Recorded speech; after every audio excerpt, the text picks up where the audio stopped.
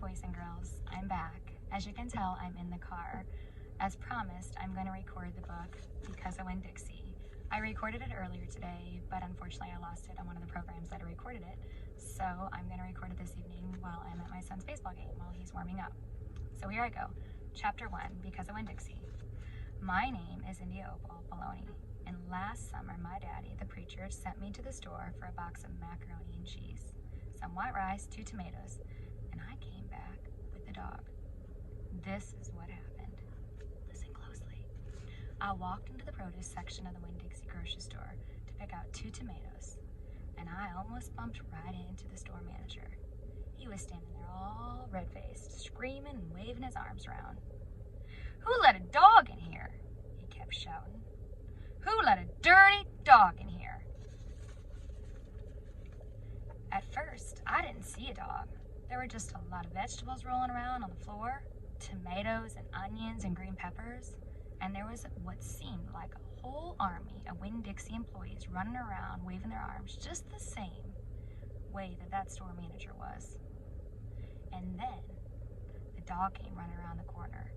He was a big dog, and he was ugly, and he looked like he was having a real good time.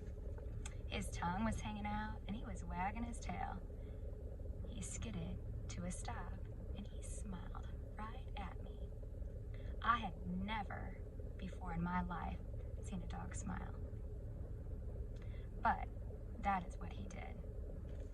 He pulled back his lips and showed me all his teeth. Then he wagged his tail so hard that he knocked some oranges off a display, and they went rolling everywhere, mixing in with the tomatoes and onions and those green peppers. The manager screamed, "Somebody grab that dog!" The dog went running over to the manager, wagging his tail and smiling.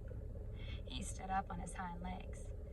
You could tell that all he wanted to do was get face to face with the manager and thank him for the good time that he was having in that produce department. But somehow he ended up knocking the manager right over. And that manager, he must have been having a bad day, because lying there right on that floor in front of everybody, he started to cry. That dog, he leaned over real concerned, and he licked his face. "Please," said the manager, "somebody call the pound." "Wait a minute," I hollered. "That's my dog. Don't call the pound." All the Winn Dixie employees turned around and looked at me, and I knew I had done something big, and something maybe not good too. But I couldn't help it. I couldn't let that dog go to the pound. "Here, boy," I said. And that dog, he stopped licking that manager's face. He put his ears up in the air and he looked at me like he was trying to remember where he knew me from. "Here, boy," I called out again. And then I figured that dog was probably just like everybody else in the world, that he would want to be called by a name. Only I didn't know what his name was. So I said just the first thing that came to my head. I said, "Here, Winn Dixie!" And that dog, he came trotting right over to me just like he'd been doing it his whole life. The manager sat up. He gave me a hard stare, like maybe I was making fun of him. "It's his name," I said. "Honest." The manager said, Don't you know not to bring a dog into a grocery store?" "Yes, sir," I said. "He got in by mistake. I'm sorry. It won't happen again." "Come on, Winn Dixie," I said to the dog. And I started walking. He followed behind me as I went out the produce department and down the cereal aisle and past all the cashiers and out the door. Once we were out safe, I checked him over real careful. And he didn't look that good. He was big, but skinny.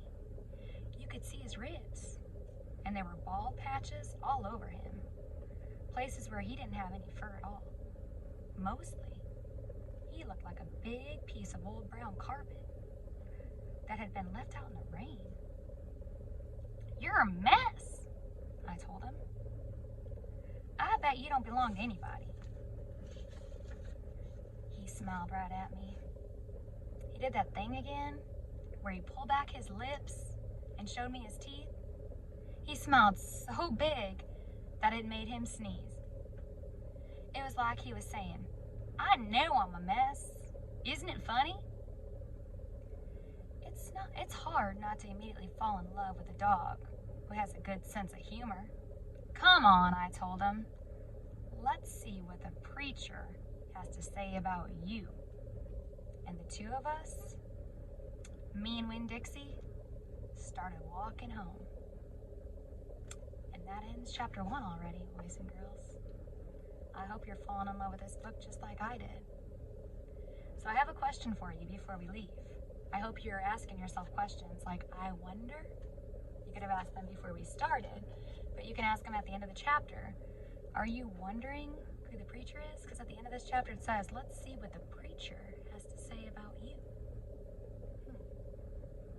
What do you think the preacher's going to say? And I wonder, do you remember who the preacher is? Do you wonder who the preacher is? Anyway, thanks for listening to chapter 1, and I